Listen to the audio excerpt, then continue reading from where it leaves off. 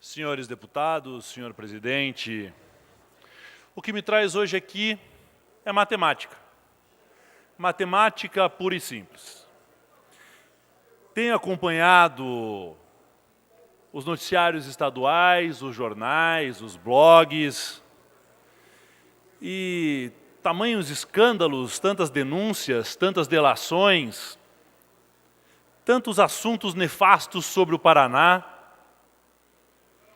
E eu, que sou da área de humanas, advogado, resolvi fazer umas contas para conseguir entender um pouquinho melhor o tamanho do problema. E baseado apenas em manchetes de jornal, baseado apenas em notícias dadas, resolvi entender qual era o pé de meia sendo feito, segundo as delações e as acusações, pelo governador Beto Richa. Dá mais de 15 milhões de reais, são mais de 15 milhões de reais de dinheiro vinculado ao nome do governador Beto Richa em tabelas ou em denúncias ou mesmo nas delações. 15,6 milhões de reais, para ser exato, apenas com o que temos nesta semana. Vou ler para os senhores algumas manchetes. Richa é suspeito de receber 5 milhões para alterar zoneamento de área ambiental. Decreto da APA do 4 Barras, 800 mil em 3 parcelas. Delações da Odebrecht, na tabela da Odebrecht, para o piloto, para o brigão, 4,5 milhões de reais. Quadro negro, 100 mil reais por mês, durante um mandato, um total de 4,8 milhões de reais. E o Roberto Saldi, na JBS, mais 1 milhão de reais. Vejo a tentativa de qualificar isso como caixa 2 de campanha. Um crime absurdo, mas com uma pena menor e um desdobramento mais brando. Só que acontece, senhores, que esse dinheiro vem em troca de favores e benefícios concedidos contra o Estado do Paraná. A mudança de zoneamento se dá para favorecer um certo fulano que retribui este favor. A JBS investe em troca de um favor.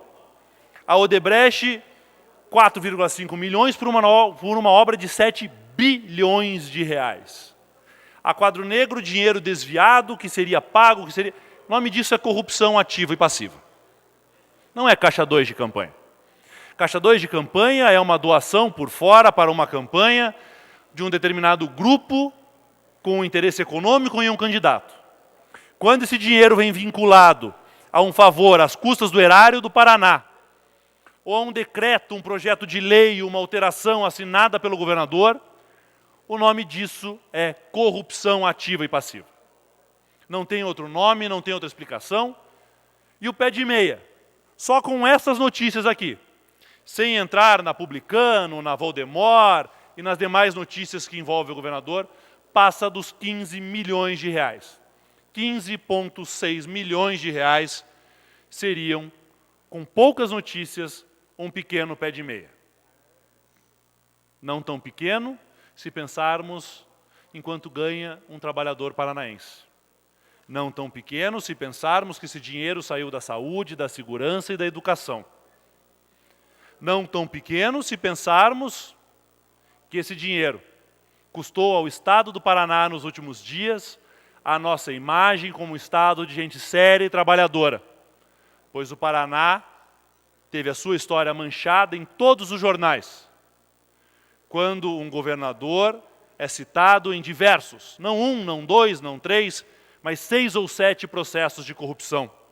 Quando o Paraná tem as portas do Palácio Iguaçu abertas pela Polícia Federal numa investigação de corrupção, quando o Paraná tem o DR com seu diretor-geral encarcerado e fazendo delações premiadas.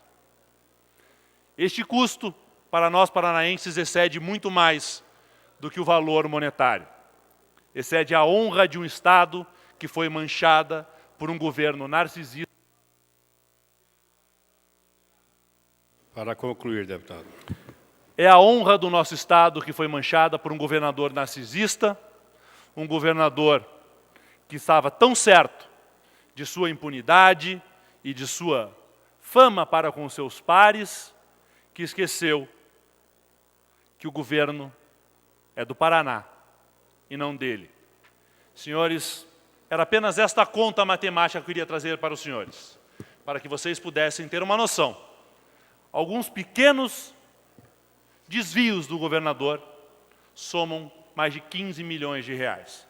Mas aguardem, o melhor está por vir.